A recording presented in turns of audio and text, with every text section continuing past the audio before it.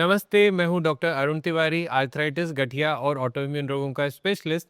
आज इस वीडियो में अपन चर्चा करने वाले हैं एक बहुत ही महत्वपूर्ण विषय में, वो है इन्फेक्शंस इन रूमेटिक डिसीज। रूमेटिक बीमारियों में जो दवाइयाँ काम में ली जाती हैं वो इम्यूनोमॉड्यूलेटरी या इम्यूनोसप्रेसेंट होती है, अर्थात कि आपकी इम्यूनिटी को थोड़ा कम करती हैं, जो कि ऑटोइम्यून बीमारियों के कारण बढ़ी होती हैं।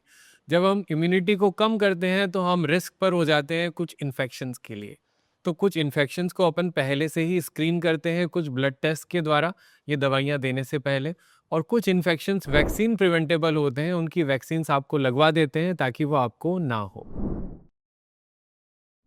तो हम सबसे पहले बात करते हैं कौन से वो इन्फेक्शंस हैं जिनकी स्क्रीनिंग रूमेटोलॉजिस्ट करवाते हैं आपको इम्यूनोमॉड्यूलेटरी मेडिसिन देने से पहले। सबसे कॉमन वायरल इन्फेक्शंस जिनको हमेशा पहले रूल आउट कर लेना होता है, क्योंकि ये रूमेटिक बीमारियां करवा भी सकते हैं, और अगर इनकी प्रेजेंस में आपको कोई इम्यूनोसप्रेसिव मेडिसिन दे दी जाती है तो आपको बहुत नुकसान कर सकती है, सीरियस इन्फेक्शंस में आपको फंसा सकती है। तो ये 3 इन्फेक्शंस हैं, एचआईवी, हेपेटाइटिस बी और हेपेटाइटिस सी। इसे वायरल सीरोलॉजी या वायरल मार्कर प्रोफाइल के नाम से जाना जाता है।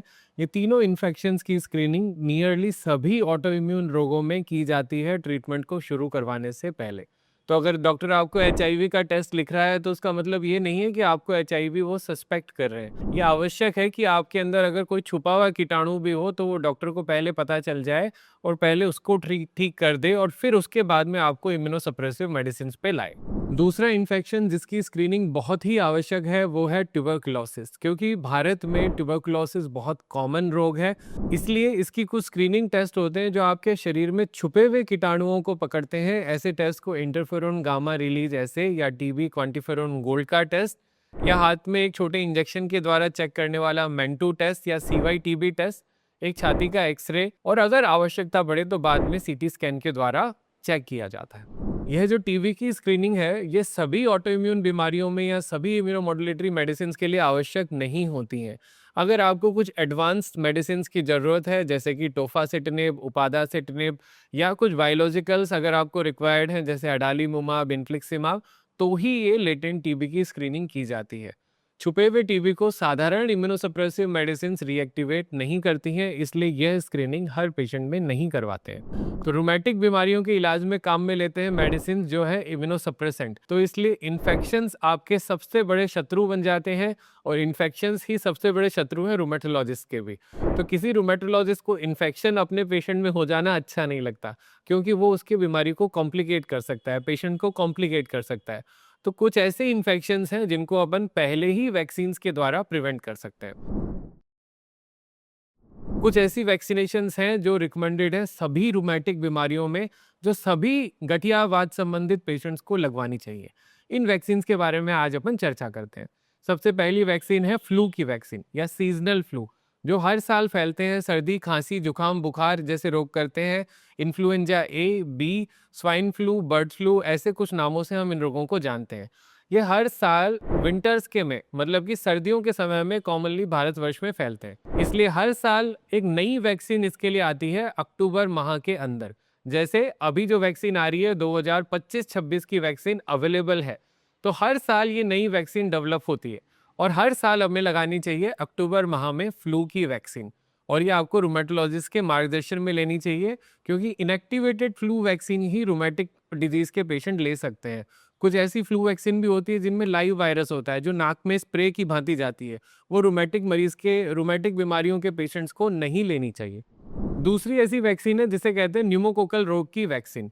अभी ये वैक्सीन प्रिवनार 20 ब्रांड नेम से मार्केट में अवेलेबल है, और यह वैक्सीन की सिंगल शॉट, सिंगल डोज आपको कॉम्प्लिकेटेड निमोनिया या स्ट्रेप्टोकोकस निमोनी के इन्फेक्शन से जीवन पर्यंत बचा सकती है, जो आपको रूमेटोलॉजिस्ट के मार्गदर्शन में लगवानी चाहिए। तीसरी ऐसी वैक्सीन है हेपेटाइटिस बी की वैक्सीन। जो हेपेटाइटिस बी वायरस की वैक्सीन है, ये आजकल की जनरेशन या जो नए जो बच्चे अभी हैं, उनको रिकमेंडेड वैक्सीनेशन शेड्यूल में है। किंतु मिडिल एज वाले लोगों को ये वैक्सीन बचपन में नहीं लगी है, क्योंकि जब वो लोग छोटे थे तब ये वैक्सीन अवेलेबल नहीं थी। और रूमेटिक बीमारियों वाले पेशेंट में हम हेपेटाइटिस बी को पहले ही स्क्रीन करवा लेते हैं। अगर नेगेटिव रहता है तो हेपेटाइटिस बी की वैक्सीन पहले ही लगवा लेनी चाहिए।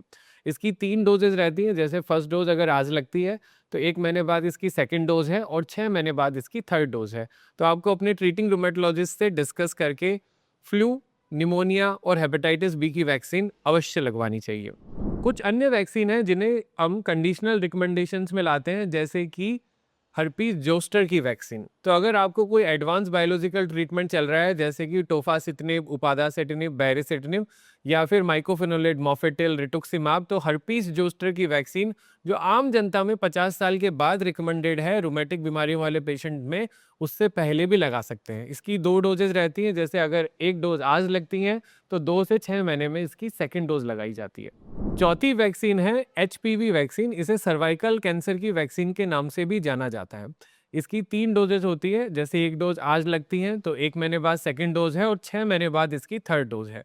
यह वैक्सीन गार्डासिल 9 या फिर सर्वावैक के नाम से उपलब्ध है और यह वैक्सीन आइडियली 45 साल से कम की एज में महिलाओं को लगवा लेनी चाहिए, जो आगे चलकर उनको ह्यूमन पेपिलोमा वायरस से होने वाले सर्वाइकल कैंसर से बचाती है। लास्ट वैक्सीन जिसके बारे में हम बात करेंगे वो है कोविड की वैक्सीन। तो अगर कोविड का रिसर्जेंस होता है या आपके एरिया में कोविड दोबारा फैलने लगता है, तो कोविड की वैक्सीन भी रिकमेंडेड है। जो सेफेस्ट अवेलेबल वैक्सीन है वो आपको लगवानी चाहिए। इन्फेक्शंस आपके सबसे बड़े शत्रु हैं, क्योंकि रूमेटिक बीमारियों को रूमेटोलॉजिस्ट नियंत्रित कर लेंगे। लेकिन अगर आपको कोई इन्फेक्शन कॉम्प्लिकेट कर जाता है, तो आपको हॉस्पिटलाइजेशन के चांसेस बढ़ते हैं और उसके कारण होने वाले कॉम्प्लिकेशंस भी बढ़ते जाते हैं। और जितनी बार इन्फेक्शन होता है वो गठिया रोगों को भी ट्रिगर कर देता है। तो flu, pneumonia, herpes, hepatitis B, COVID और एचपीवी वैक्सीन्स को अवश्य लगवाना चाहिए। इन्फेक्शन जो आपके सबसे बड़े शत्रु हैं, उनको आप कुछ इन्फेक्शंस को पहले रूमेटोलॉजिस्ट के द्वारा स्क्रीन करवा सकते हैं ट्रीटमेंट शुरू करने के पहले। कुछ वैक्सीन प्रिवेंटेबल इन्फेक्शंस की आप वैक्सीन लगवा सकते हैं, ताकि इम्यूनोमॉड्यूलेटरी या इम्यूनोसप्रेसिव थेरेपी आप में सेफ रहे और कोई कॉम्प्लिकेशन आपकी बीमारी से संबंधित ना हो। अगर आपको ये कंटेंट पसंद आया हो, तो इसे जिन्हें आवश्यकता हो उनके साथ शेयर कीजिए और ऐसे ही यूज़फुल मेडिकल कंटेंट के लिए हमें सब्सक्राइब कीजिए। नमस्ते।